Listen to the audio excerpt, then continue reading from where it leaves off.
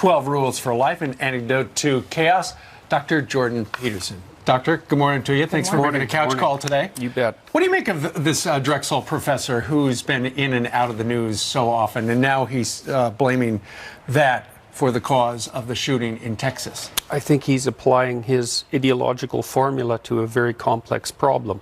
And it's an easy thing to do. It's this sort of postmodern formula that's taught to university students everywhere now. What is the formula? Attribute everything to racial disparity and oppression, victimization. Just everything? Well, essentially, it's a recasting of Marxism, I would say. And with the Marxist theory, it was rich against poor, bourgeoisie against proletariat. And that was recast in the 1970s as oppression due to group identity, essentially. And so that's where identity politics came from. It's a formula you can learn in about a day, and then you can use it to explain everything. College is designed to teach you to think about the world and prepare you for the world outside of college. How is this helping that, and what kind of students are we getting when they're 22, 23, whenever they graduate? You have the tense wrong. College was that. Understood. So, and I don't think it is that in many cases now, especially in the liberal arts, and that's a real catastrophe. Much different than my experience 15, 20 years ago. Yeah, well, things have changed dramatically in the last 5 years, I would say. And we saw this rise of political correctness in the 1990s. It burst forward in between 1990 and about 1993. And then it seemed to subside a little bit, but it's back with an absolute vengeance now. And we know that most of the university campuses, in the liberal arts anyways, are heavily dominated by leftist thinking, and radical leftist thinking for that matter. Well, what happened, Doctor, in the early 90s to spawn this? Well, I think it's popped up more or less repeatedly since the late 1960s. I'm not sure exactly why. Started with the anti-war movement? Yeah, with the anti-war movement, but there was a fair bit of radical thinking in the 1960s on the left side, and many of those people ended up teaching in universities. And so, and with the rise of postmodernism, that's a huge factor. That was a French intellectual school that was a transformation of Marxism into identity politics, essentially. And because it's, I think, in some sense, because it requires almost no intellectual effort and leaves you with an overwhelming sense of moral superiority, it's very attractive to people.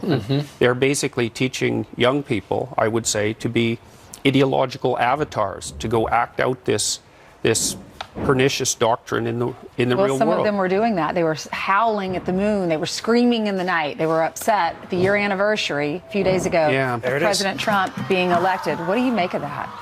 Well, I think a lot of that is a kind of narcissism. You know, I mean, that sort of public display. It's probably amplified to a great degree by social media and media in general, right? Because this sort of highly emotional display does make a reasonable news clip. But what's the danger here?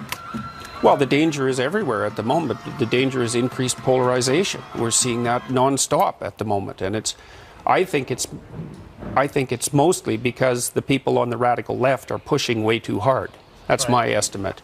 You see that in Canada as well as the United States and all around the Western world. I want to ask you this because I live in a very Democratic state, Connecticut, right? Yep. None of my friends would ever operate like this. Now, granted, my friends are older. They find this reprehensible. So I mean, it seems like a lot of Democrats are fired up about this idiocy. Oh, yeah. Well, lots of people who are in what you might describe as the liberal center are very unhappy that the political landscape on the left side has shifted way over to the radical leftist side. That's a very common sentiment now.